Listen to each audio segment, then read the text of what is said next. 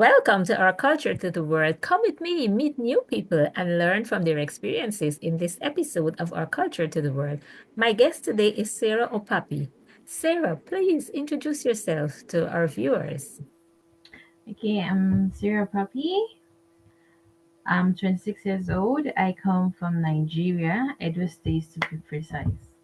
Yeah, so currently I'm based in Canada, and I've been in Canada for less than a year. I think up to 7 to 8 months, I guess.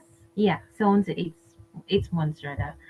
So I've been in Canada for the past 8 months, schooling, but still have a part-time job. And there were some other things that I think you would like to share with us that we're gonna expand on them later. Yes, sure, definitely. But I don't know if you wanted to mention them to begin with, like the things that interest you that you're gonna be gonna explore a little later. Yeah. Currently, when I first came to Canada, it was like, okay, Canada is a whole different place. It's like a paradise compared to where I'm coming from.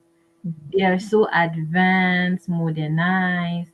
Their way of doing things, their system is so far. I don't even think I've this is my first time leaving my home and being on international flights. Came straight to Canada. So I've not been to other countries, but it was like a whole different thing. I My flight was like 24 hours. So imagine leaving only me for my home for the first time. I'm going to Canada. But it has been amazing. Canada has been a very, very wonderful place. At least I got to have experienced summer and I'm experiencing winter right now.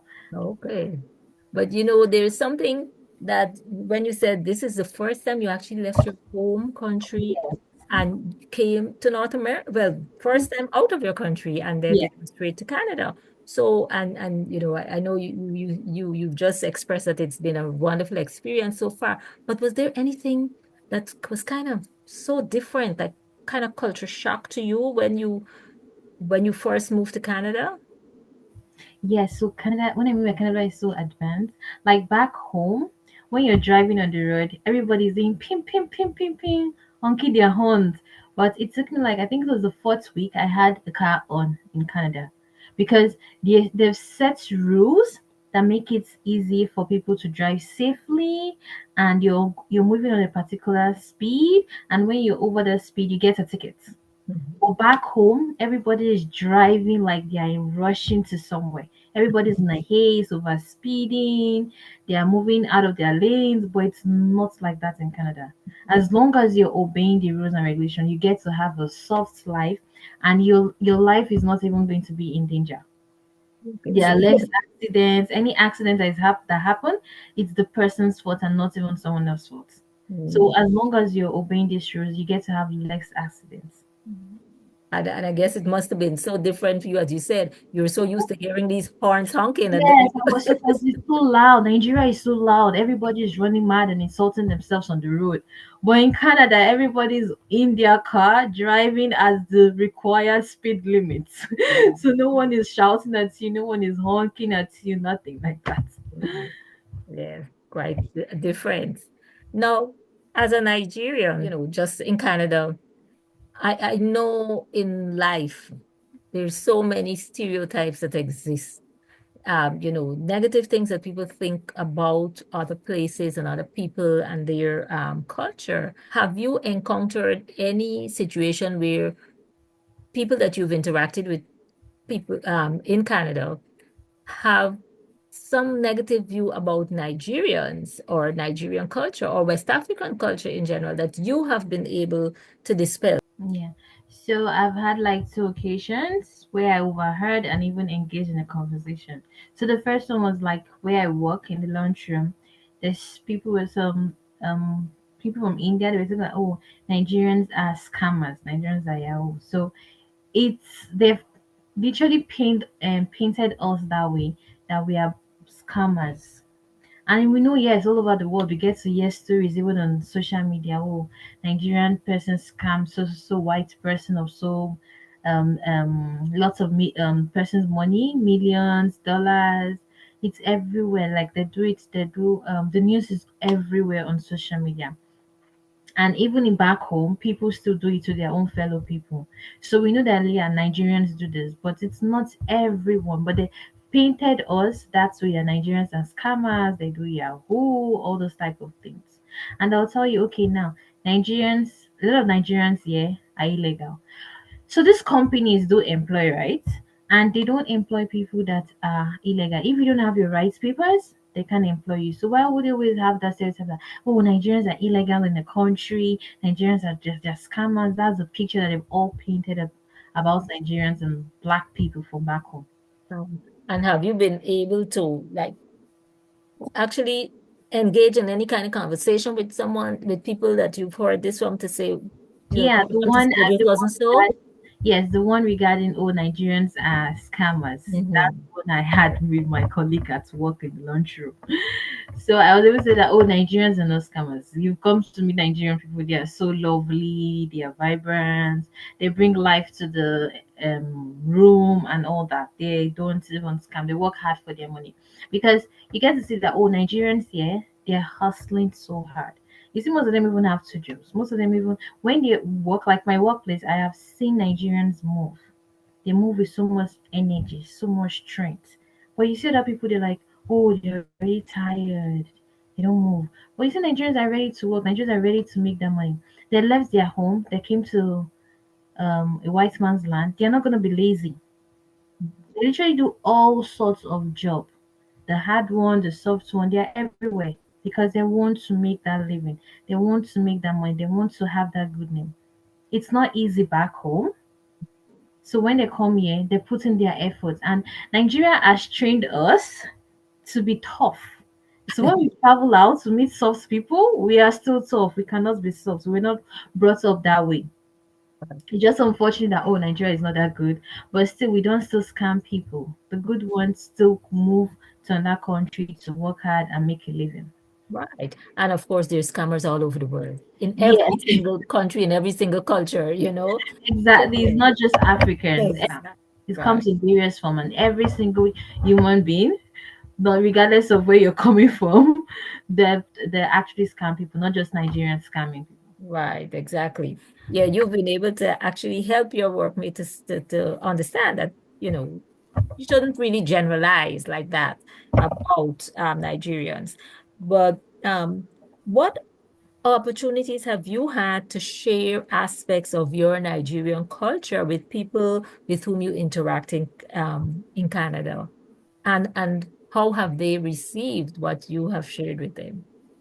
Okay, so the most common one I do often is I make Nigerian foods to party because you're having a party, so everyone bring their own type of meal. And when I cook to this meal, be like, oh, Nigerian food is so sweet, and everybody knows Nigerian jollof.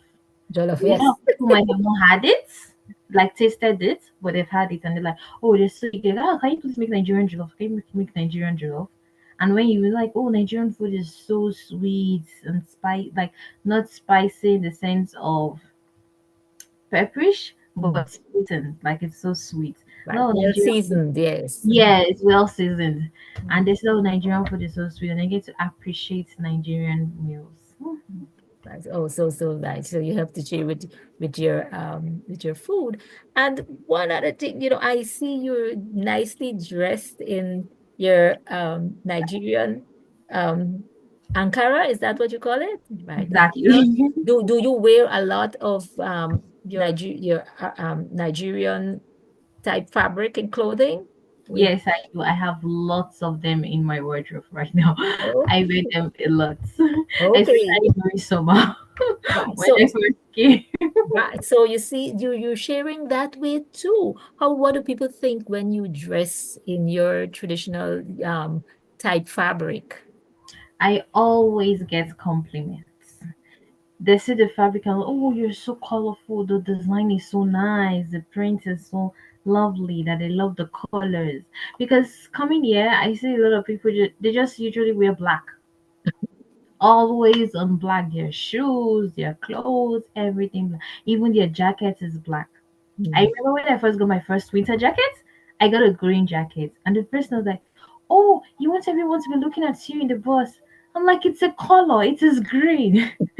And then I got a black one. Like, okay, fine, let me get a black one. And anytime I wear my black one and I put them in the, because we put the coats, Mhm. and then I have to remember where I kept mine because everybody's on Everybody else's is black.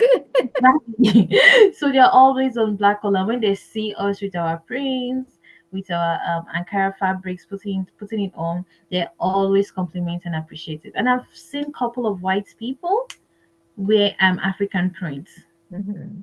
because they're like, oh, I went to Ghana, I went to Nigeria, I got this, it was lovely, I decided to get it.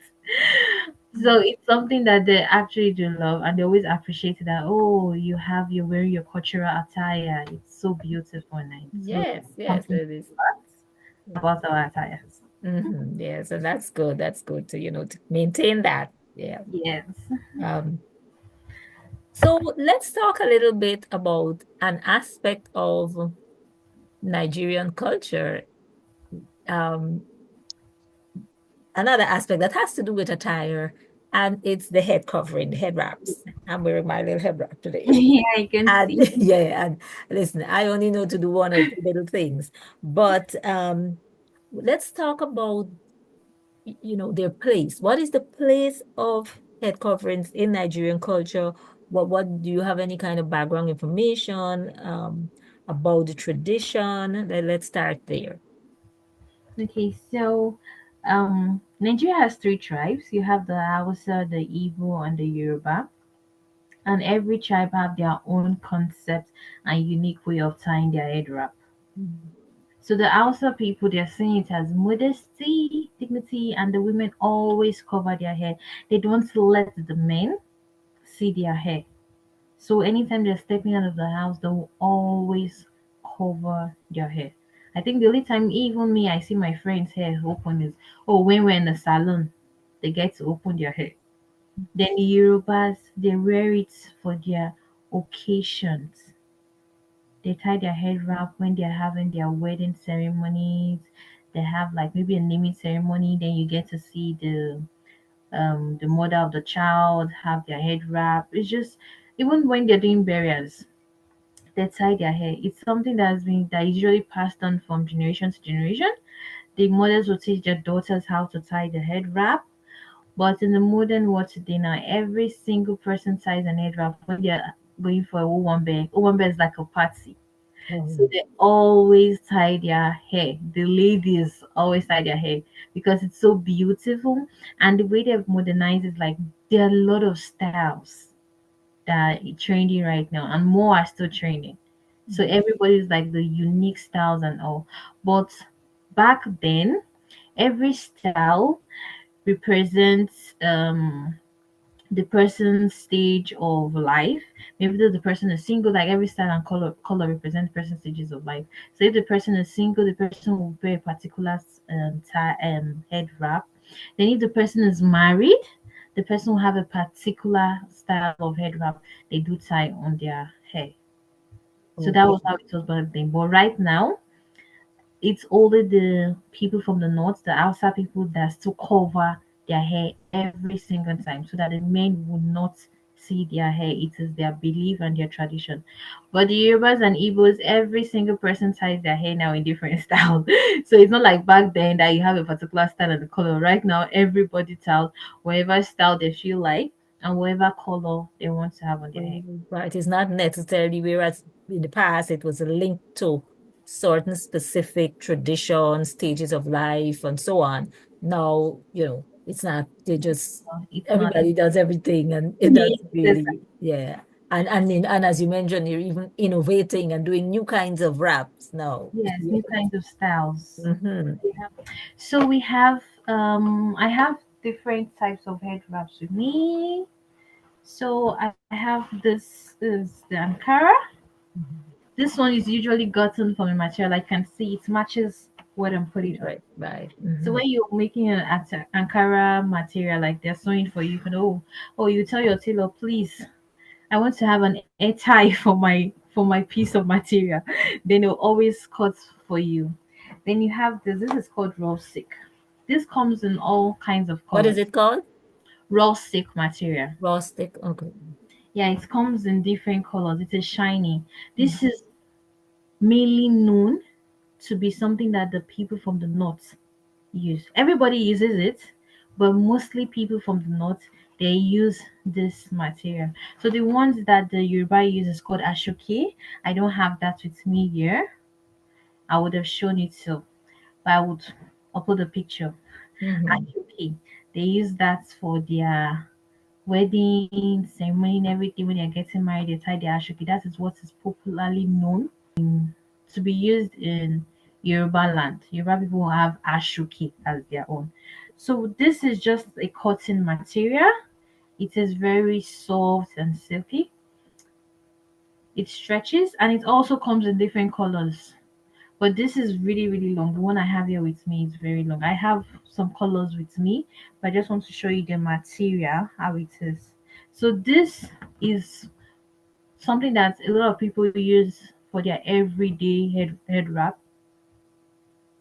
So if you want like, oh, I just want to tie my hair on the go, this is the type you would mostly use.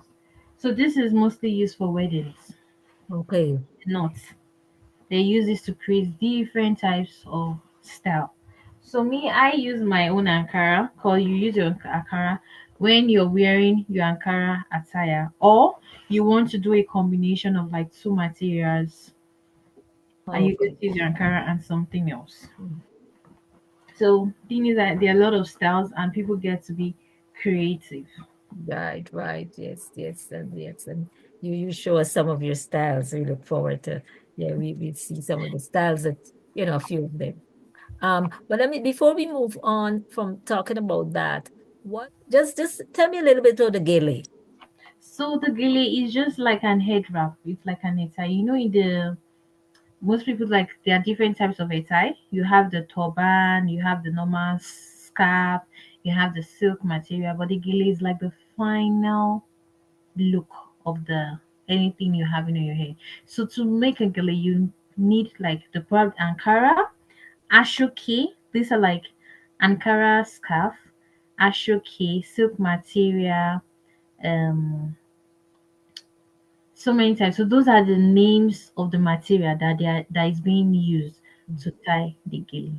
So the English name is like, oh, you want an head wrap.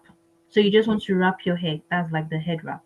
But the gele is they want to use the ashoke, the other materials to tie. So when you tie everything, like, oh, I have my gele on. And your gele is not every day, right? When No, you it's wear not the an gele. everyday thing. It's not an everyday thing. It's when you're going for Owambe, you're going for a party, when you're going for an occasion, you tie your gele. Okay. But tell me, now you mentioned Owambe coming back. You had mentioned it before, where, Oh that's good for parties. Now, tell young people, they have on their different head wraps, their gele and so on.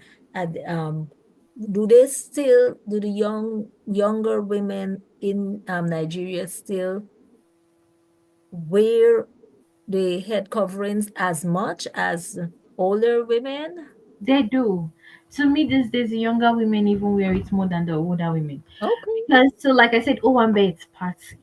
It's like a Nigerian thing for party. So when you hear Owambe, it's like people are going to a party, and it looks like when you're going for a wedding ceremony, you're going for Owambe. So you see the ladies who have their the bride ladies or even the guests, they'll have their attires on and they'll have a gele on.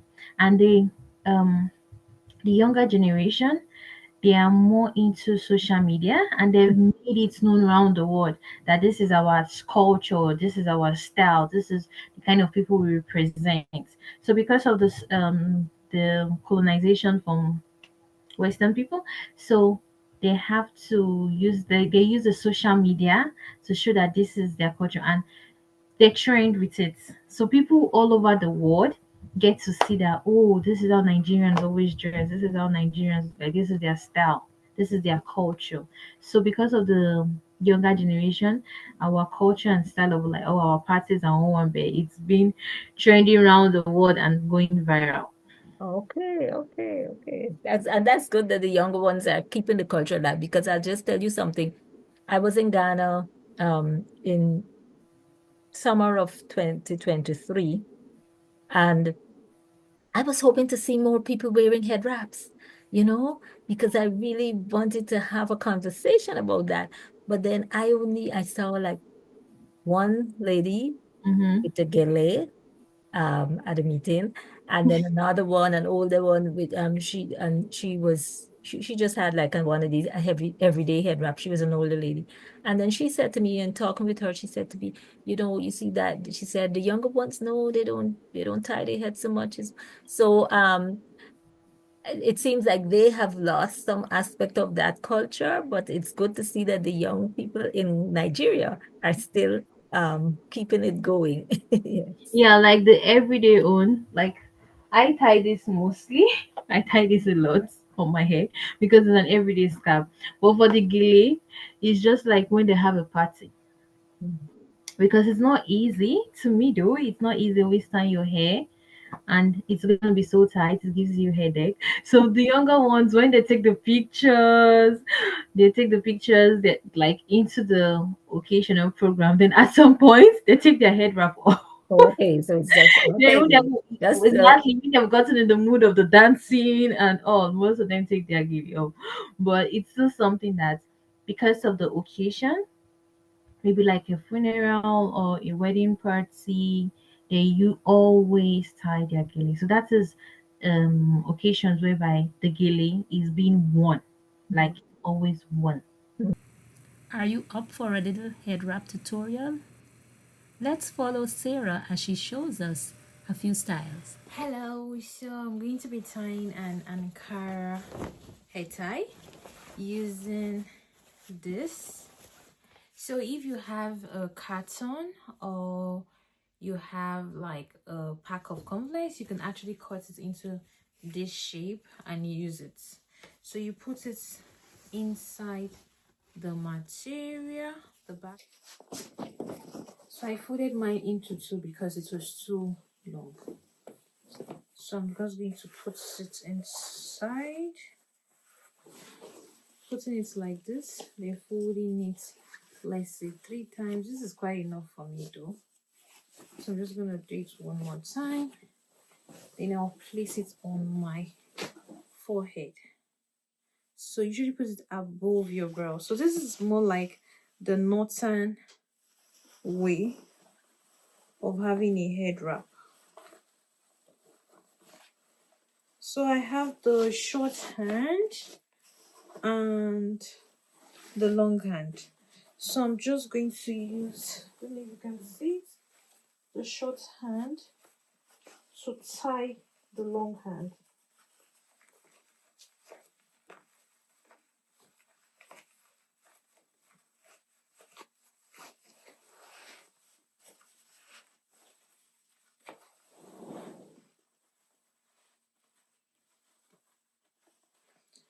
I'm gonna bring out my hair. Yeah.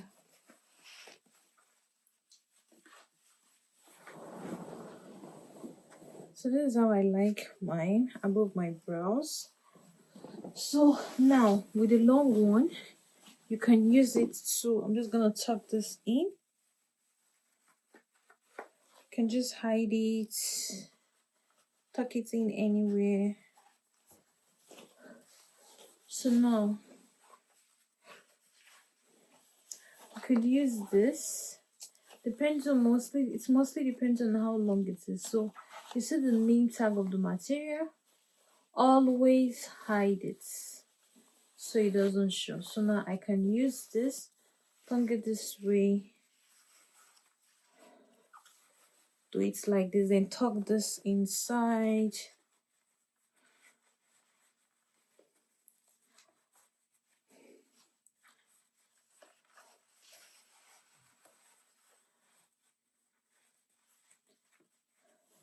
So this is one way I could tie the head wrap.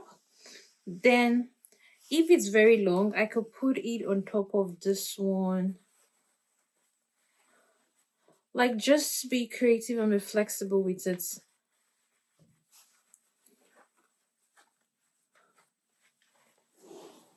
Like if it's really long, I could take it this way on top of this and wrap it. So another simple way I could do it, if I just want it this way, I could fold it like this and put in like, okay, let me turn the back. And I could just do it this way and tuck it in. And it's something nuts. So I could just leave it this way if I want to. But this is mostly done. This turban is mostly worn in the knots. So there are a lot of different styles and you can be so creative with it. So I can leave it this way if I want to, anything I want to do with it. So I'm gonna take this off. So I have another material that I'm going to use. So I could use this. I could use this with this too.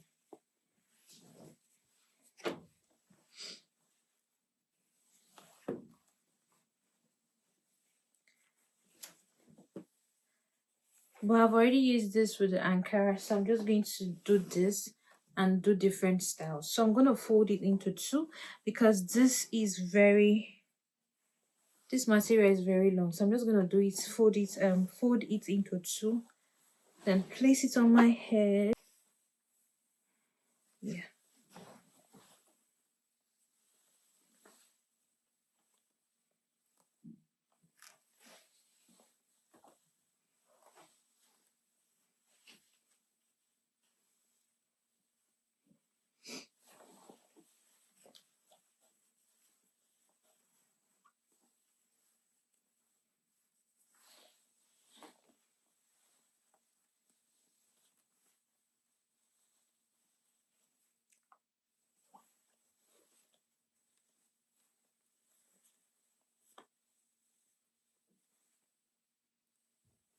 Then I could wrap the two together. Oops. And make a knot. Then I could go on this on my head, then tuck this in.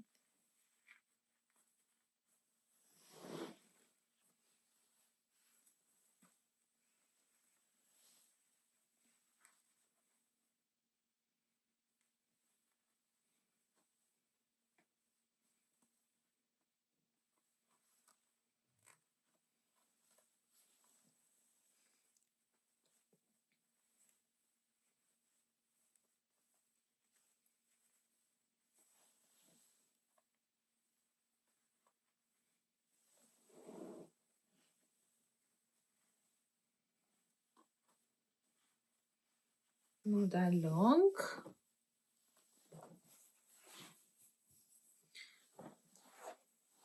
So I'm going to do this.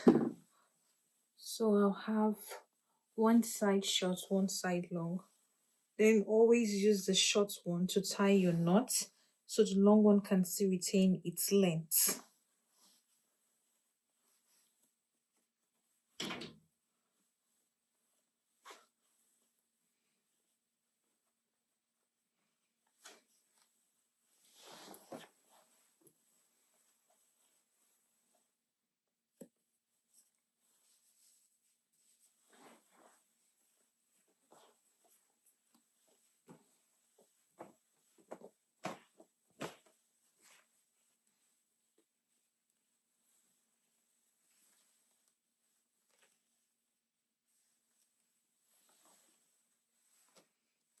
So now if this is really long, it can go twice, but this is not long, so this is just going to go round once.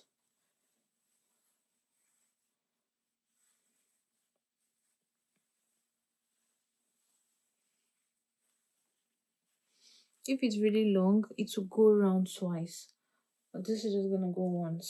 So then I'm going to bring it to the back, tuck it under this for it to be tight.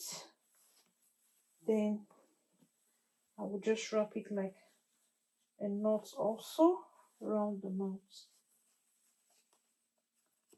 And tuck it under this. It's going to hold throughout the whole day. So you have this as your head wrap. It is an air tie that it's very easy to make. It's like a to go everyday to go air tie, and it's really nice and comfy.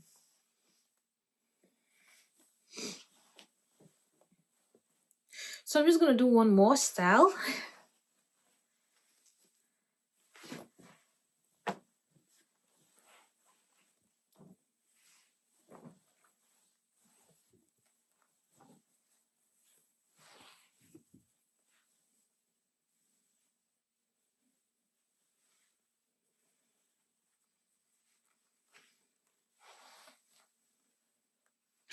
So now you do this, make it equal. That's in 50-50. Then you can wrap this, put it under. If it's short, you can put it under. But this is clumpy.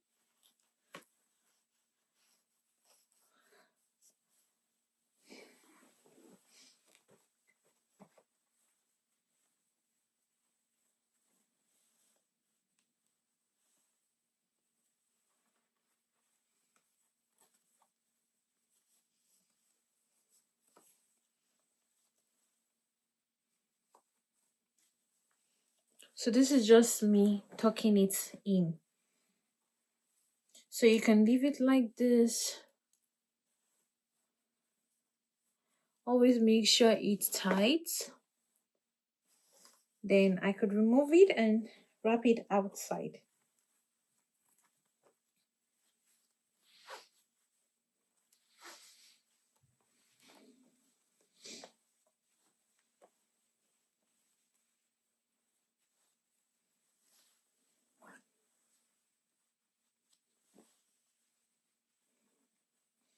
You could always tuck it in like that. Then you wrap the other side.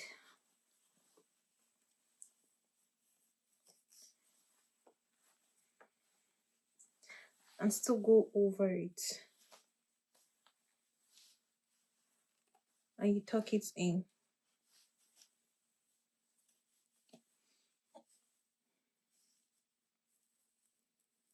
So most times people use gel to tuck your hair in. Like I do have a natural hair, as you can see. So you can tuck your hair in so it doesn't show. And even with your frontal. So this is one way to also tie the head wrap. And these are styles like everybody can do. You can do it yourself. You don't need like a professional to come help you do this and pay for it. You can actually do this yourself. So thank you. If you want more styles, I'll be uploading them on my YouTube page, so you can follow me to learn more styles. Thank you. Thank you for the tutorial, Sarah. Now let's continue our conversation. So we're going into now something that I would like you to expand on. Um, I know you have plans for a YouTube channel. Yes, I So what are the things you plan to share when your channel gets up and going? okay.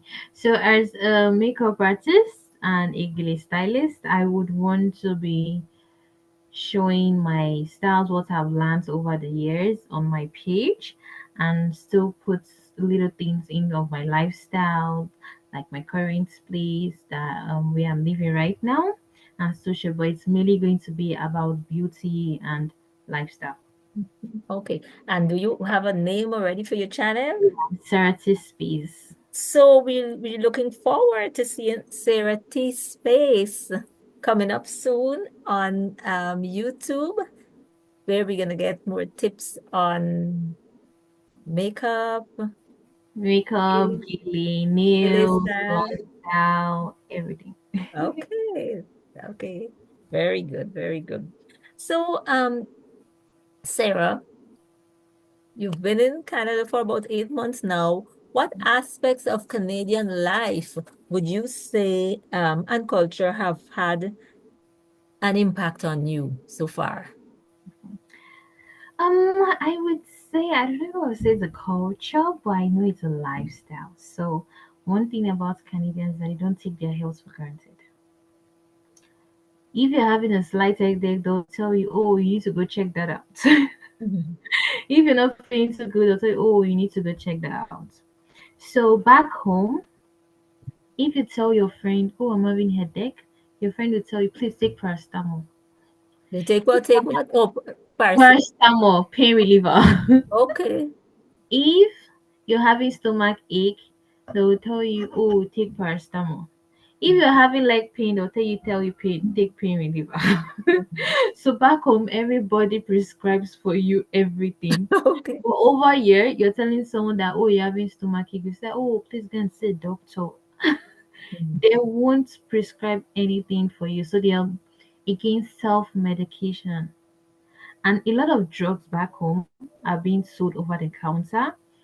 But a lot of drugs here, even to the like back home, you can easily get an antibiotics without meeting a physician or a doctor. You can get an antibiotics. But yeah, you can't get an antibiotics. Like there's a cream I wanted to get lately, and like the lady was saying, "Oh, I should go get this." I'm like, I'm in Canada. Canada don't sell things like this over the counter. And back home they sell it over the counter. Mhm. So I would need a doctor's prescription before getting that drug. And when you tell them, "Oh, you want certain drugs," they'll tell you it's not an over the counter drug. You have to go see a doctor.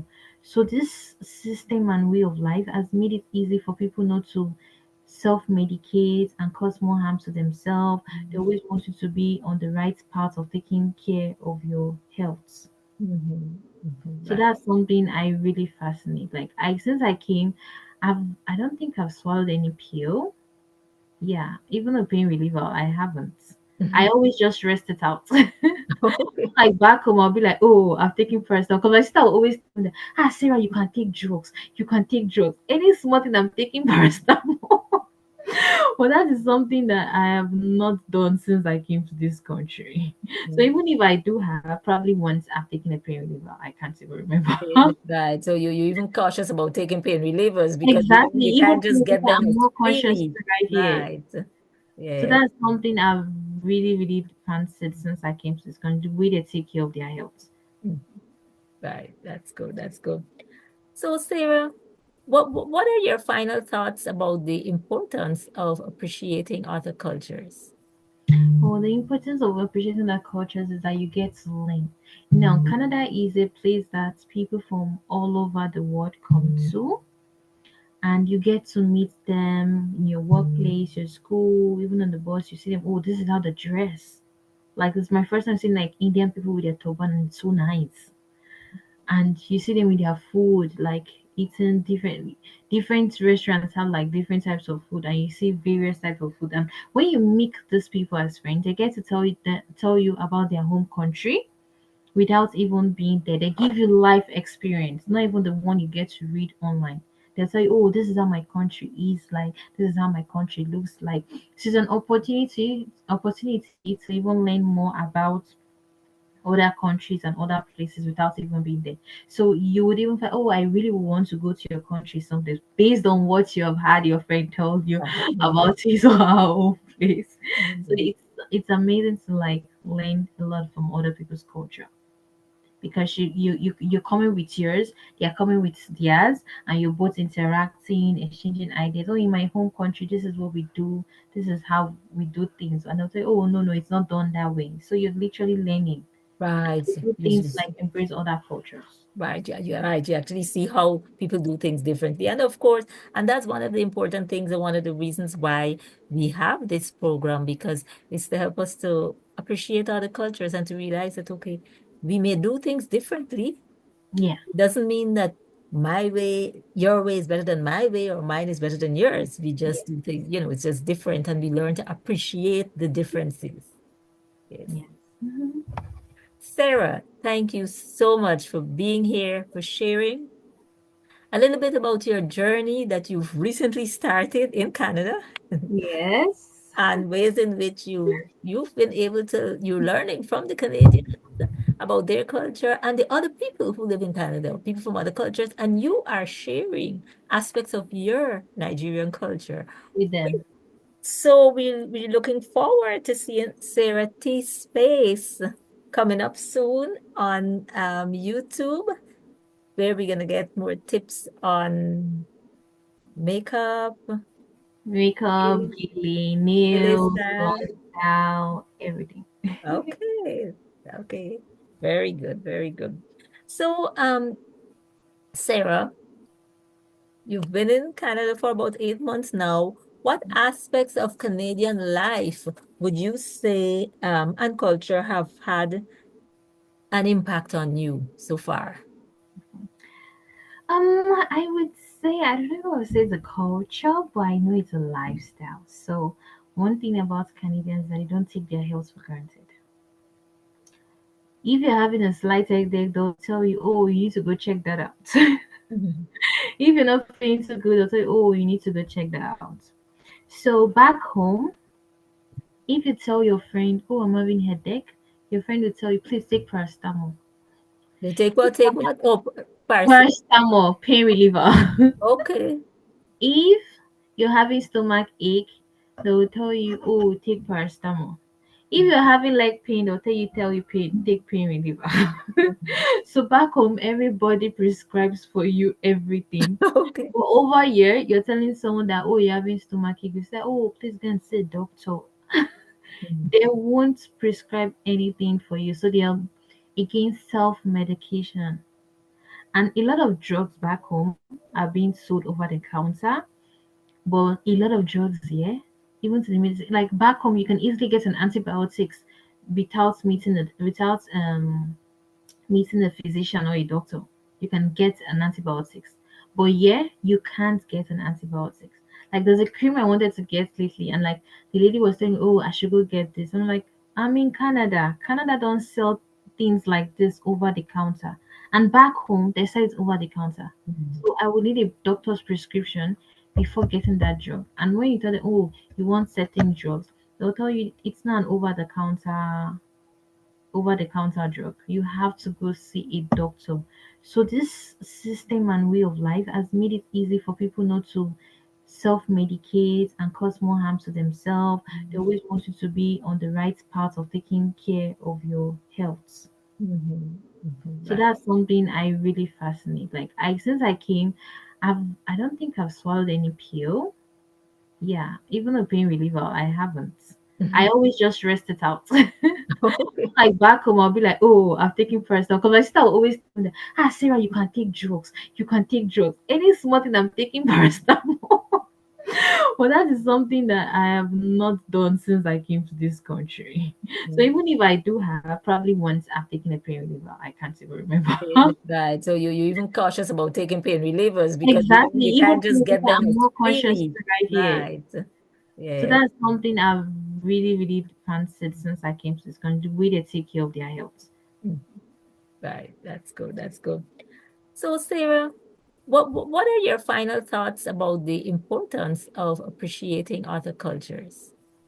Well, the importance of appreciating that cultures is that you get to learn.